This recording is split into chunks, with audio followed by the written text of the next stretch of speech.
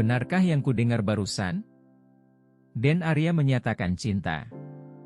Aku pasti sedang bermimpi, mimpi yang tak mungkin terwujud di alam nyata. Ku kembalikan kesadaran pada tempatnya. Tak boleh memintal lagi asa yang telah kuurai sehelai demi sehelai. Anggap saja ini hiburan di kala penat melanda. Bukan realita yang akan lestari hingga raga bercerai dari nyawa. Terakhir kami masuk ke counter HP. Tak butuh lama ia sudah memilihkan satu alat komunikasi untukku. Inilah yang paling ditunggu. Dengan benda ini, aku bisa menjalankan rencana besar itu. Di dalam mobil, Den Arya mengajariku mengoperasikan ponsel. Berkat bimbingannya, benda ini sudah bisa kugunakan. Hanya saja katanya harus registrasi kartu dulu. Apa pula itu? Ya, sudahlah. Nanti di rumah saja dilanjutkan. Sepanjang perjalanan Den Arya memelukku. Pria itu seakan tak pernah ingin melepasnya. Mungkin di hatinya memang ada aku, tapi terhalang untuk mewujudkan. Percuma saja kalau begitu. Diberi cinta, tapi tak diwujudkan dalam kehidupan nyata? Tidak manusiawi. Wanita itu butuh kebersamaan, perhatian dan sentuhan. Bukan hanya omong kosong belaka. Waktu kebersamaan kami telah usai seiring mobil memasuki gerbang Istana Suradisastra. Kini, aku dan dia harus kembali ke alam nyata. Ibarat Cinderella aku harus berubah wujud kembali. Menjadi wanita yang ada, tapi tak dianggap ada. Satu-satunya keberuntungan yang tersisa adalah perhiasan dan ponsel.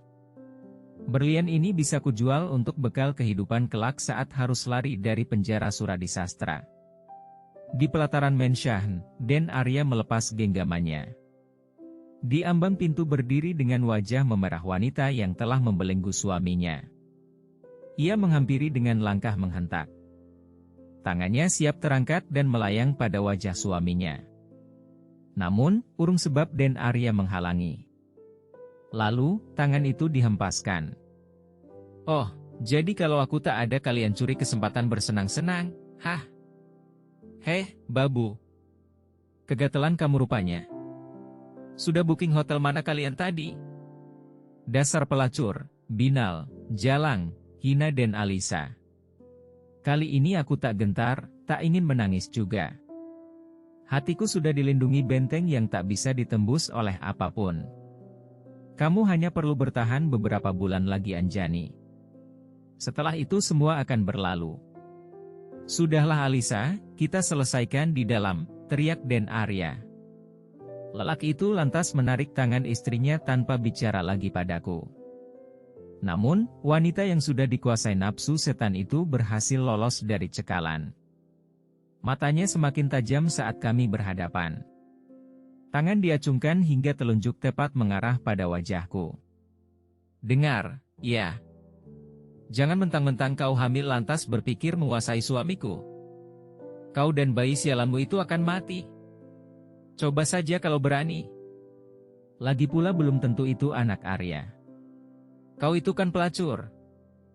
Tanganku terangkat dan melayang menuju pipi kemerahan itu. Suara beradu kulit dan kulit lantas menyapu telinga orang-orang yang berada di teras ini. Bibir ini bergetar seiring turunnya telapak tangan yang telah melaksanakan tugasnya. Kau, beraninya kau menamparku. Tangan Den Alisa dicekal suaminya saat akan membalas tamparanku. Kesabaranku sudah habis. Saatnya bangkit membela diri. Akan kutunjukkan siapa Anjani. Jaga mulut Anda, Nyonya. Anak ini darah daging Tuan Arya Suradisastra. Kami tidak berzina dan aku bukan pelacur. Allah yang telah menghalalkan suamiku menyentuhku. Kutantang mata nyalang itu. Meski suara ini bergetar, tak ada rasa takut seujung kuku pun di dalamnya. Lepas, Arya. Biar aku robek mulut si jalang itu, teriak wanita yang sudah seperti orang gila itu. Kesombongan dan kebusukan mulut dan hati Anda yang telah memaksa saya mengubah keputusan. Tadinya saya akan mundur dari kehidupan kalian, tapi sekarang saya urungkan niat itu. Dengar, Saya akan tetap menjadi Nyonya Suradisastra, Ibu Suri Putra Mahkota. Lepas mengeluarkan gumpalan emosi, aku berlari. Meski payah sebab beratnya beban di perut, ku kerahkan segala daya upaya. Perempuan kurang ajar. Aku akan membunuhmu. Itu teriakan yang kudengar terakhir sebelum sampai ke beranda rumah tengah. Dengan sisa tenaga ku masuki ruangan yang pintunya tak terkunci. Saking lelah, ku hempaskan tubuh ini di sofa ruang depan. Sepertinya tak sanggup lagi kalau harus berjalan menuju kamar. Kuseka air mata yang berjatuhan saat berlari tadi. Kupandangi telapak tangan yang begitu berani menampar pipi wanita sombong itu. Lalu, keduanya menutup wajah ini. Rupanya kebencian wanita itu tak berkurang walau sebesar zarah. Padahal Den Arya sudah memperlakukanku serupa patung. Ia datang hanya untuk memastikan mesin pencetak anaknya masih bisa melahirkan nanti. Jelaslah, putra mahkota itu harus selamat. Atau mungkin agar aku tak berinisiatif bunuh diri saking terbelenggu oleh rantai besi. Aku pun sudah tak pernah ikut makan dengan mereka. Katanya demi kestabilan suasana. Tak masalah itu bagiku. Lagi pula untuk apa juga di sana. Hanya menjadi penonton kemesraan tuan dan nyonya. Kuluahkan emosi yang sekian lama terpendam dalam tangisan kencang. Kapankah belenggu ini akan terus melilitku? Tolong, datangkanlah seseorang yang bisa membukanya. Aku ingin pergi dari sini. Aku ingin bebas, lepas dari jeruji. Tubuhku melorot ke lantai. Tangis pun meledak seiring kesakitan yang tak tertahankan. Den Anjani. Ada apa? Rupanya tangisku yang cukup besar mengundang pelayan datang. Sepertinya dia sedang melintasi rumah ini. Wanita yang seusia ibu tergopoh menghampiri. Direngkuhnya tubuh yang sedang terduduk di lantai. Pelayan di sini tergolong baik padaku. Selain dulu adalah sejawat, aku juga tetap bersahabat meski sudah jadi nyonya. Setelah aku duduk di sofa, wanita itu cepat-cepat mencari minuman. Tak selang semenit ia menyodorkan gelas piala. Kuteguk air madu hangat sebanyak 3 kali. Minuman yang telah melewati kerongkongan seolah amunisi raga yang hampir mati. Pelayan itu undur diri setelah ibu datang. Beliau pun menghampiri, lalu kami berpelukan untuk saling menguatkan. Sepertinya ibu sudah tahu apa yang terjadi. Kita hanya harus bersabar beberapa bulan lagi, nak. Setelah itu semua akan lebih baik, hiburnya disela-isakan. Kejadian di teras rumah membuat dua juragan murka. Seperti biasa, kami bertiga di sidang. Hasilnya kami harus dipisahkan. Den Arya dan Den Alisa akan tinggal di luar negeri sampai aku melahirkan. Den Arya akan menjalankan bisnis hasil kerjasama dengan perusahaan Jepang. Sementara perusahaan di sini mutlak dijalankan Den Rangga. Sebelum forum dibubarkan, aku masih menangkap senyum sinis sekaligus ejekan dari bibir wanita sombong itu. Kutantang matanya sambil tangan mengelus perut ini. Ambil saja suami bancimu itu, aku tak butuh.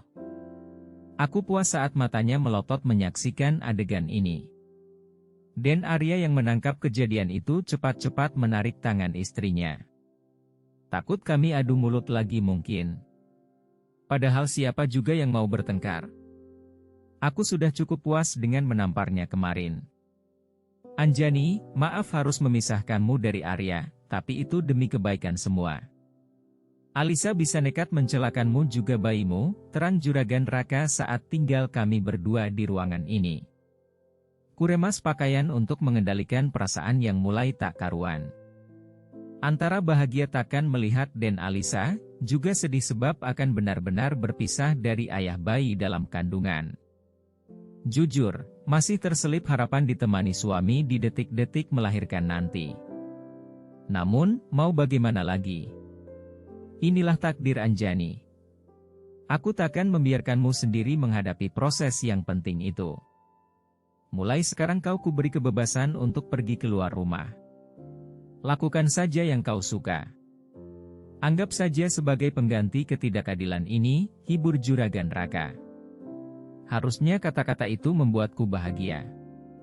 Nyatanya kebebasan yang ditawarkan takkan mampu menutupi sakit yang kalian torehkan. Dibayar dengan apapun, kiranya takkan pernah melenyapkan derita ini. Mereka bersenang-senang, sedangkan aku berjuang melahirkan penerus keturunan. Di mana letak keadilan? Katakanlah pada siapa aku harus menuntut hak? Baca juga cerbung yang gak kalah seru calon mantu Kiai Love You Visabilah Duda mentereng novel cetak sentuhan. Satu malam ready stock Rp99.000 pemesanan https://wa.me/6281261934594